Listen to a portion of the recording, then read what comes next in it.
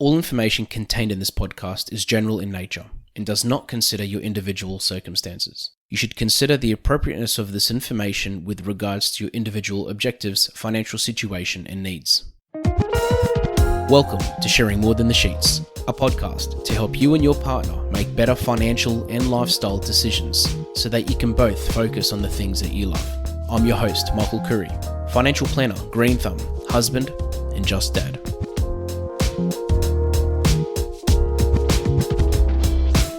In our recent episodes, we've been talking about changing careers and taking a step into a different job or starting up a business. Today, I thought we would invite Chris Lowe to join us from Business Plan Writers BPW Group or Business Plan Writers Group to talk about the next step, well, the first step in a way, to starting a business and what to plan for and how to sort of take that jump, but to plan before you take the jump. Chris, thank you so much for joining us. Yeah, thank you for inviting me to, talk and help, educate people that want to take the next step. Yeah, no, it's an absolute pleasure because, for a living, this is what you do. You help people redefine, plan businesses, get things off the ground. It always starts with an idea. It starts with a concept or, hey, I wish I could do this. I wish I could do that. This would be a great idea, but most people normally don't know how to take that first step because maybe they've done it before in the past and failed because they've hit a lot of roadblocks and brick walls, or lost enthusiasm or motivation because it's just been too hard. Or sometimes it's something they've always wanted to do, but they've just been too scared to just do it. So I guess if we could sort of start off with that first step, if somebody has an idea and they want to do something, where do they begin? Yeah, definitely. And I agree with you what you mentioned there. It's a lot of people sort of have an idea, a vision. They work in the industry as a worker, but not a business owner. And it's taking that leap and understanding how to get there or how to create a business because there are a lot of moving cogs. It's like a big machine. People sometimes struggle to understand how to get that machine to work very early on. I guess the first step, and a lot of businesses actually don't have one, and that's a business plan. And that really just outlines the core parts of your business, what it is, how you're going to add value to customers, how you're going to enter the market, how the market's trending, what risks are involved, what financials are included. Basically just an overall idea of how am I going to start this business. I might have an idea, a vision, I've got no content written around it. How do I get there? And then from that, we really sort of break open your business or your idea and help you understand what services you require and how to get started. Yeah, okay. And part of that initial process, when we talk about business plans, I remember I did one in high school as part of a subject. Some people may have not come across a business plan before.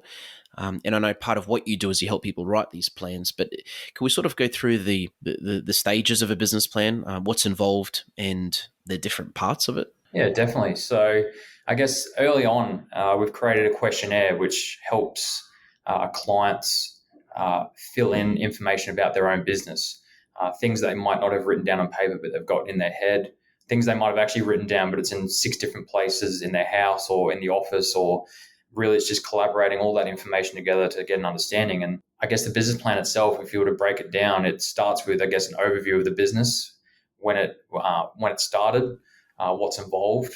It breaks down into your vision, mission, your values. So what values are associated with the business. And these are things that really customers or clients that you're going to have in your business are going to align with.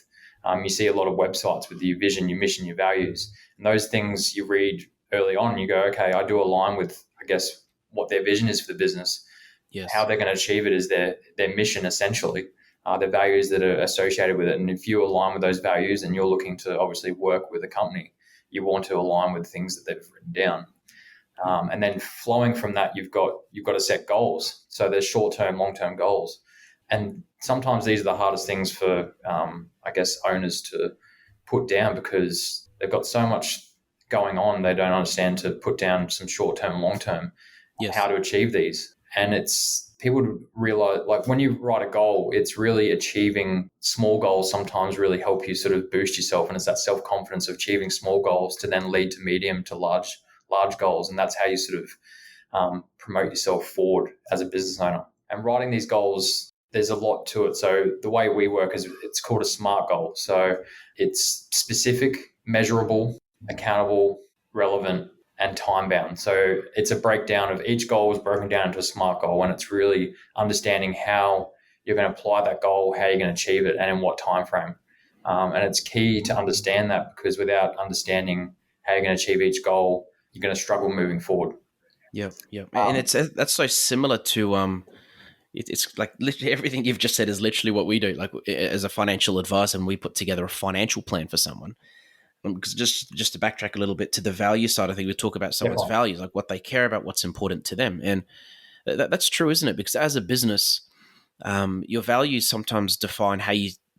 It's normally your unique selling proposition. It's your way of standing out compared to other businesses, because whether it's a cultural thing, or whether it's something to do with the environment, or people, or it's got a social aspect to it. Like you're right. It's sort of, in a way, like if you look at a pyramid, it's sort of the top of the pyramid, isn't it? Or actually, in a way, you could say it's the bottom, because it's the foundations of the business.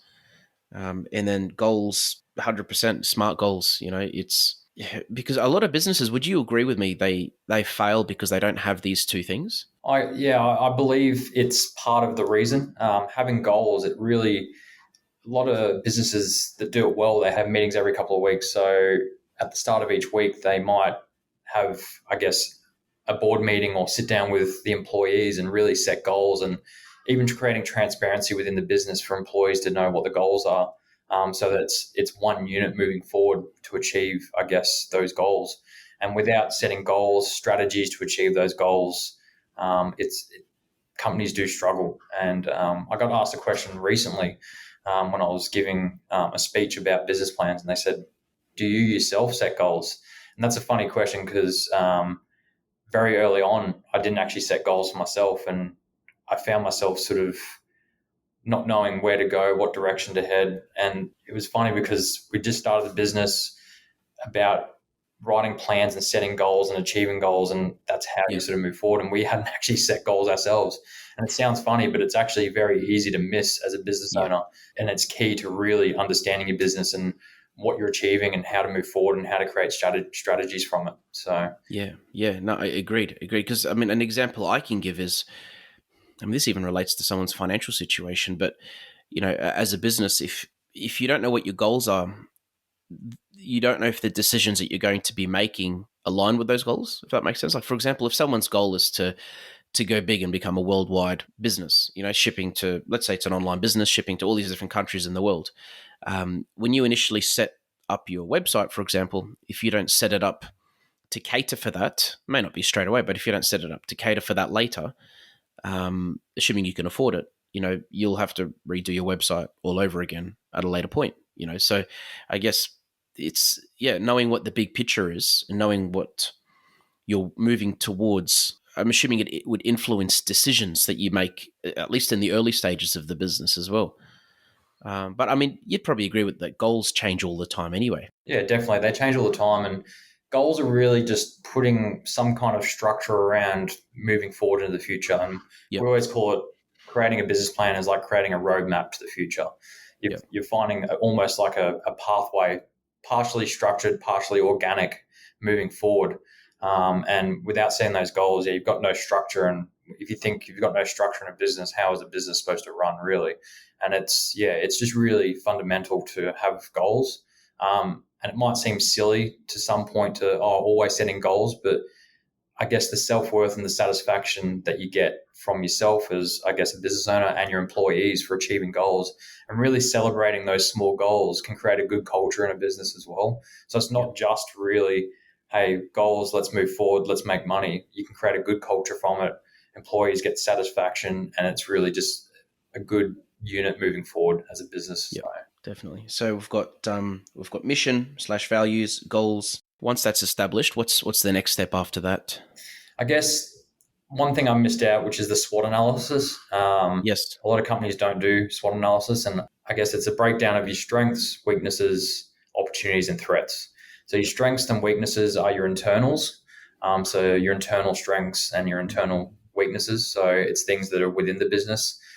So let's say a strength is, I guess, the knowledge of a business owner in that industry. A weakness is possibly minimal staff or minimal cash flow. You break it down into threats and opportunities. So an opportunity is, okay, it's a niche market. We've got or we've got a large clientele base that we can approach. A threat could just be competitors. So Yeah. without diving into too much information, that's a breakdown. Uh, Yeah. and people think, why do you do a SWOT? But if you break it down into depth, write multiple sections on each one, then you go into how do I maximize or minimize each one? So how do you maximize your strengths? Well, you continue your knowledge, your growth, understand the market, I guess your weaknesses. How do you minimize a weakness? Well, we go into, okay, well, let's create a plan. Who are we going to hire? What qualifications they're going to have? How many years are we going to have them? Are we going to develop them? Training programs, and all that falls into a business plan. And that's why you write it. I guess it's an in-depth look at who am I going to hire? When am I going to hire them? What is the appropriate time to hire based on company growth? And that's key to, I guess the flow of the business plan. No, makes sense. And also, because I guess from a SWOT analysis, even if you're a simple dog grooming business working locally in your suburb, you still have threats because, for example, there might be a pet shop that's half a kilometer away, for example, that does dog cleaning, and unless you identify that threat and unless you sort of analyze that threat, I'm assuming, would probably not be as successful as you could be. Because, for example, if you find that that business is doing dog washes for a flat rate of, I don't know, I've never had a dog before, but let's just say $50, and you're charging 80, and you'll sort of think about that price and think, okay, maybe I should charge a little bit less to start to try to compete with that business.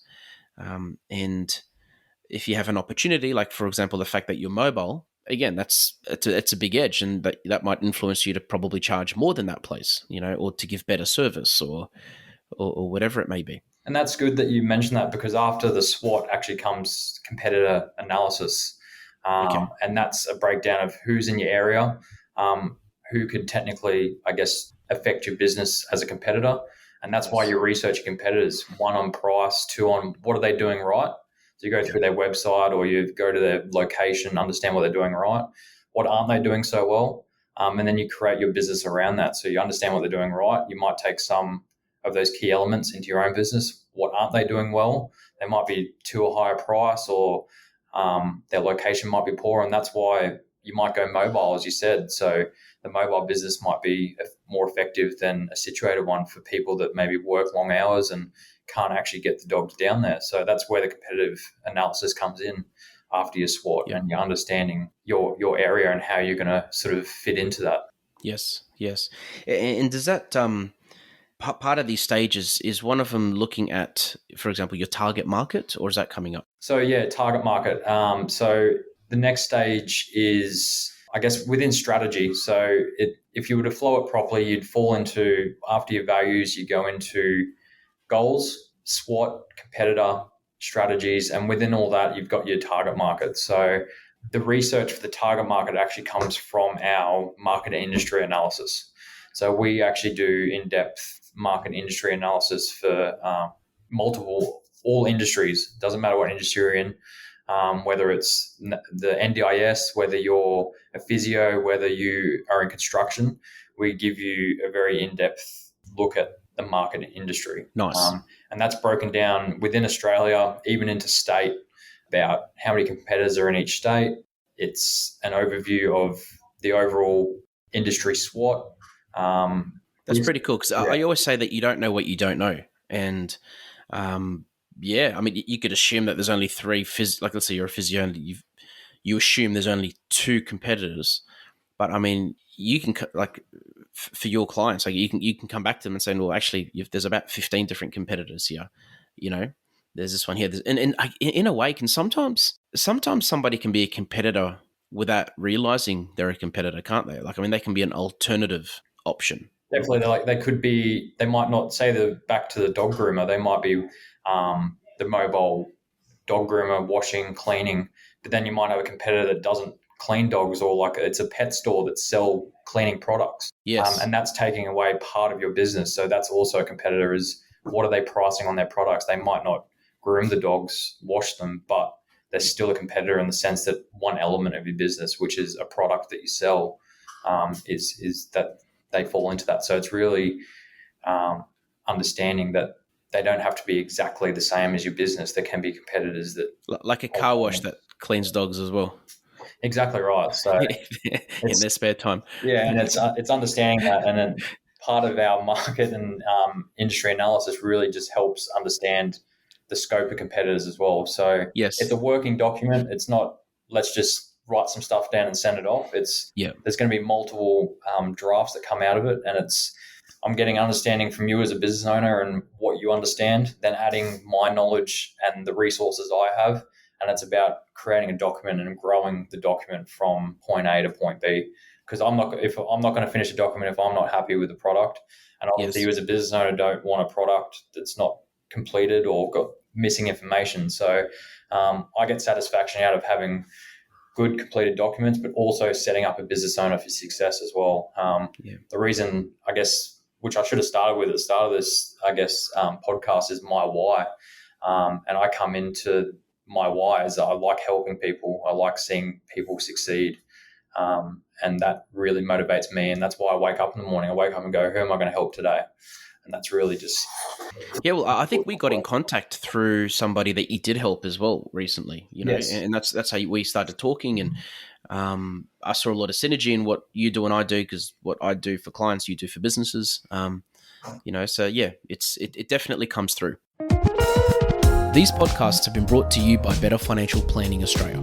To book a free 15-minute phone chat, visit betterfinancialplanning.com.au. With the strategy side of things, if we can just stay on that topic a little bit more before we move on, because to me, I think this is probably one of the most important parts of the whole plan, because the others form the foundations, but the strategy sort of holds it all together. With target market, in what ways can someone work out who their target market is? Because, can they, for example, just say, oh, I want to target everyone? Is there a list? Should they look at their competitors to see who their competitors target? Yeah, so that it is a good question. So it's a mixture of, I guess, different elements. So one, it's researching competitors, understanding who they target, who their target market is. You've also, within the industry and market analysis, it actually breaks down based on age and groups who are most likely to buy your products or be a part of your business, because the market industry analysis is the whole of Australia within your industry, and it's breaking down into, okay, let's just say the NDIS, which is the National Disability Insurance Scheme. We work with people who are starting up companies in that sector. And the target markets in that is actually broken down into age groups, because I guess any age can fall under, I guess, the National Disability Insurance Scheme.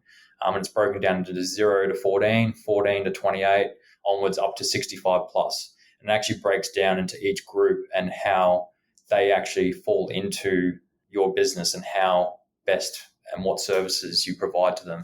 So it's really key to understanding that target market. And that's where we, I guess, add value, is you have an idea of how you want to target, who you want to target, but we also add industry knowledge to really cement your ideas with that target market.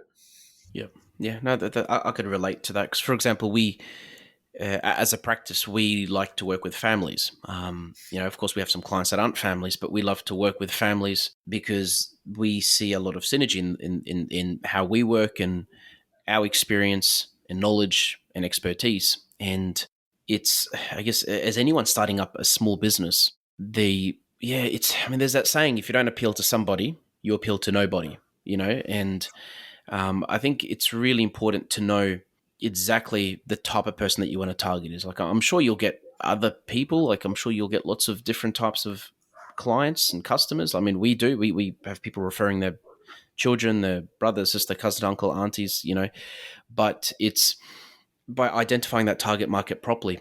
You're telling people, hey, look, this is, if you can relate to this, you can relate to us. So it's, in a way, it sort of helps, because it tailors your marketing, doesn't it? In a way, it tailors, once you know your target market. For example, if your target market is teenagers. You're not going to go and put an ad in the Australian Financial Review unless it's money related, you know. And when it comes to target market, I'm guessing marketing comes into that from a Facebook perspective for social media. Um, are you going to get into that side of things soon Yeah, definitely. in So this I chat? guess with target market, once you've broken it down and understand who your potential clients could be, Yep. and then you create, I guess, your marketing and sales pitch from that. And that includes, I guess, website, all your socials. So whether it's, depends what you use, whether you use Twitter, Yep. Facebook, LinkedIn, Instagram. There's multiple avenues, and it's what's key is your socials actually drive traffic to your website. That creates, I guess, an idea of SEO. So SEO is your search engine optimization. How do you get noticed on Google? And it's really by driving traffic to your website. So by creating good sales and marketing strategies about targeting your market and your groups, people are going to look at it and read, oh, okay, this aligns with me. What company is it? What values do you have? Mm. What is the ad about? Okay, that does relate to me. And then they go from your socials to your website, and that ranks you in Google. So then you become more noticeable, and that's very key to having growth with your business and getting noticed by people. And it's very recently that social media is really booming. There's always changes with social media, and it's really keeping up to date, keeping posts up, and yeah, really sort of evolving around it. Yeah, it is, and from a marketing perspective, like from say Facebook again. Let's say someone has a business and they want to advertise on Facebook, and I mean that's a whole episode in itself. But I in that situation, I think it would be important to seek the advice of a professional or somebody at least has done it before, because it's Definitely, very easy to waste a lot of money it is. on that side of things. And a lot of it normally comes down to not knowing your target market, isn't it? Because it's just like you're just like spreading all this money all over the place, hoping that it's going to land on someone that's most likely going to buy your product, or be a customer. So, Yeah, it's key. so It's key having the right foundations and the right information first, yeah, because you're right. You can spend so much money doing multiple marketing strategies, multiple sales strategies, putting money into the right things like social media, but having the wrong content put there. And it's, I guess, relates back to a business plan or having the right information about the market, what the key success factors are of each industry, yeah. and applying that to your own business. And it really just falls back to having that, I guess, in-depth plan before you really move forward and start spending money. So, Yeah. yeah, it is key. Sweet. And strategy. Any other parts of strategy that you wanted to talk about? Strategies. So, So we've got target market. yeah, I guess without going into too much depth, I guess your online factor is key, which we've mentioned about your website, your socials, strategies, Yeah. writing, I guess, strategies around how you're going to implement your service, what the product is, what pricing you're going to put on it, and then around that pricing and your product, what you're going to have associated with it, the strategy can turn into your financial forecast. Yeah. And that's key as well, is obviously you don't know exactly what it's going to be, but working out based on dollar value, how many you're going to sell based on the market, understanding the market and how many people are in your area, I guess your suburbs or surrounding suburbs, and creating, I guess it's hypothetical, but it's also accurate based on product, price, amount of customers. And that way you can actually take those elements, put them into a cash flow projection, profit and loss, balance Yes. sheet, or adding your startup costs, and you have a better idea of how much it's actually going to cost you and when your break even is as well, because sometimes you're going to be in deficit with your money early on, and there's a break even point, whether it's 3 months, 4 months in, and that's when your company starts turning over a profit. And that sounds scary, but it's not that scary, because banks, investors will still invest in your business based on the knowledge or the ideas that you provide. So by Yes. providing, I guess, an in-depth financial projection, a bank will look at it and go, actually, yeah, that is actually a good idea. And based on your target market, your strategies, and what you've created here, we're going to invest in your business or provide a loan to help you get started. So it is key to understanding your strategies and linking it to your cash flow as well. Yes, and like, because I mean, money's the reason somebody normally starts a business. It's to obviously earn an income. So but yeah, I'd probably say that's, again, like, it's too hard to say what the most important part of a business plan is, because if you fail in one of these areas, the whole business can potentially fail. But from a financial side of things, if somebody does it themselves, like I'm guessing it's a matter of working out expenses, ongoing expenses, the cost per item, how many items they expect to sell, or how many services they expect to offer, and then working out that break even point. Okay. If they engage in your services, I'm assuming you put something quite detailed together to give them an idea, and especially if they're having to borrow money for the business, something that the bank would probably want to see, or investors would want to see if they're looking at investing into the business. I could definitely vouch for financials and having some sort of plan that way as well, because I mean, I've seen successful businesses that look successful. They're busy, they're off their feet, but when you look at the actual financials, they're not actually making any money, or they're not making enough to for all the extra headache and effort and hours and responsibility that the business owner is taking on. So if you can plan these things, it just means that in a way, you're setting yourself up for success financially, because you can have a business and you can be aware of your financial situation. And again, it relates straight back to personal finances, what I do for clients, because Yes. money goes in, money goes out, and if there's no plan around how that's going to work, or at what point you're moving forward financially, then you're sort of just treading on water. No, exactly right. And it's definitely the financial side can align with your business, and you're creating a roadmap for them to understand how much money they're making, and I guess whether they're wasting money. And it's, for me, the financial side of the business plan. You want to have a good understanding of your assets, I guess what you're spending, that sort of thing, because you can be naive and not think about it and just start a business and go for it. But if you don't understand the fundamentals or the foundations, or what you're purchasing, what you're buying, all that sort of thing, it's a breakdown that you really just need to, as a business owner, have that understanding moving forward. So I guess the overall message, Chris, is it's the old saying of, if you fail to plan, you plan to fail. Planning these things. I mean, ideally, they would seek your services to talk to a professional and actually be able to plan these things. But we've got mission, goals, SWOT analysis, competitor analysis, target market, marketing plan, which is a whole new plan in itself, and finally, financial projections. Any final notes that you wanted to leave our listeners with? No, I think you've covered most of it. It's really just, I guess, just understanding the market as well. And that's how you actually achieve an understanding of each of those sections. Sweet. And if somebody wanted to get in contact with you, what would you say the best way to do that is? The best way is through the website. So we have a contact form through the website, and the website is businessplanwriters.com.au. And you can see all the services on our website from there. Yeah, perfect. And Chris, one last thing. All my episodes, I like to finish off with a dad joke. So, I mean, so far, I'm on a good run so far. So we haven't had any fails. Well, I mean, one was almost a fail. But why did the birthday boy wrap himself in paper? Why? Because he wanted to live in the present. Yeah, that's good. Yeah, that's definitely a dad joke. You're doing well. Oh yeah. Like, I definitely set a low expectation before I say these jokes, and then that way, just whatever I say sounds good. So, it was good. Thank you so much for your time, Chris, mate. I appreciate it so much. Thanks, Michael. And thanks for everyone for listening. Great. Thank you. Thanks for joining us on Sharing More Than the Sheets. Please make sure you subscribe to be updated with future episode releases. Please visit us at sharingmorethanthesheets.com.au to submit questions or requests for future podcast topics. These podcasts have been brought to you by Better Financial Planning Australia. To book a 15-minute phone chat, visit betterfinancialplanning.com.au.